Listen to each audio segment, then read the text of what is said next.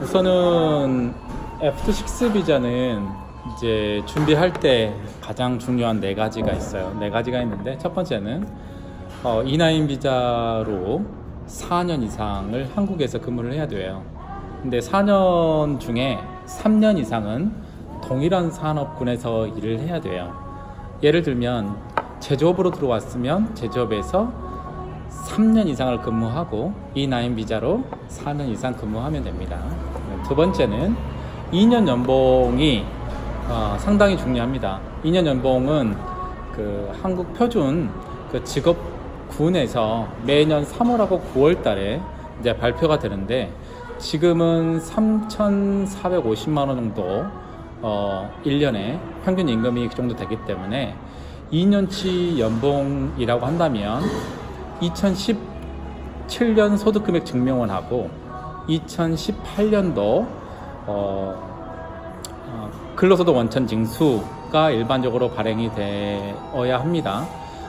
올해 5월달이 지나서 이제 F6 비자를 신청하는 경우에는 2017년 소득금액 증명원하고 2018년도 소득금액 증명원이 들어가고 2019년도 일하는 거는 들어가지가 않아요.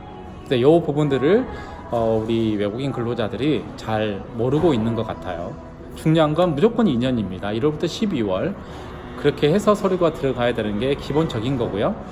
그 다음에 중요한 게 자산 요건 2천만 원 1년 이상을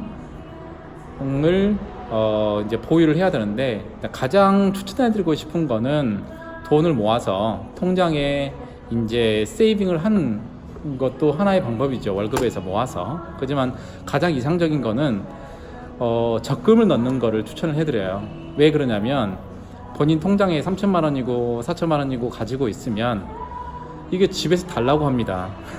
집에서 이번에 집을 다시 지어야 되는데, 땅을 사야 되는데 돈을 달라고 하기 때문에 본인이 그걸 가지고 있으면 쉽게 써버리는 경향이 있어요.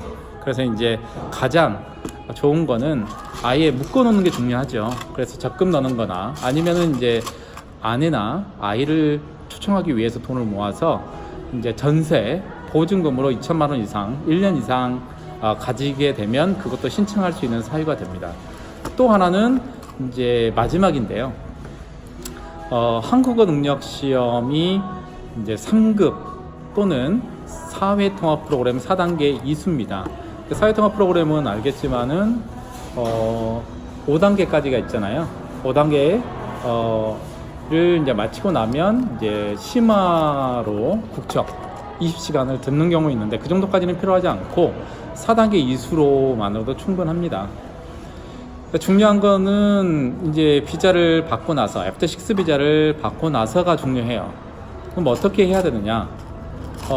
사업장을 옮기려고 하는 사람들을 제가 많이 봤는데, 사업장을 옮기는 거는 자유입니다. F6는 제조업이면 제조업으로 옮길 수 있는 자유는 허락은 되지만, 연장을 할 때 2년치 평균 연봉 자체가 그 금액 이상, 3월하고 9월에 발표되는 그 금액 이상이 넘어야 되기 때문에 새로운 환경에 가서 근무하기가 만만치가 않습니다.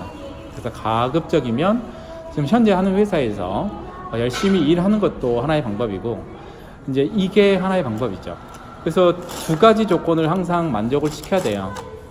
F6 비자를 연장할 때 매년 발표가 되는 그 동일 산업군에 종사하고 있는 그 표준 임금의 1년 연봉의 2년치 연봉 평균을 충족을 해야 되고, 또 2천만 원을 1년 이상 준비해야 되는 것도 동일합니다. 이 두 가지 조건만 갖추게 되면 계속 연장이 가능하기 때문에 이제 그 부분들을 조금 신경을 써 주셔야 되겠죠. 제가 간략하게 얘기하자면 E9에서 F6 비자를 변경할 때에는 4년 이상 근무할 것, 그리고 2년 합계 소득이 동일 산업군 종사자의 평균 임금 이상일 것, 그리고 2천만 원 자산이 1년 이상 보유하고 있을 것, 그 다음에 토픽 3급 또는 사회통합 프로그램 4단계를 이수할 것. 전장 시의 중요한 사항은 토픽이나 그 시험은 필요 없어요. 두 가지가 가장 중요하죠. 근로계약서 작성하고, 그 다음에 2년치 평균 연봉이 이제 동일 산업군 종사자의 평균 임금 연봉 이상이 돼야 되는 거. 매년 3월하고 9월 달에 변경이 되기 때문에 그 부분들은 좀 확인을 해 보셔야 될 것 같고, 그 다음에 2천만 원을 1년 이상, 이 부분들은 항상 가지고 있어야 됩니다.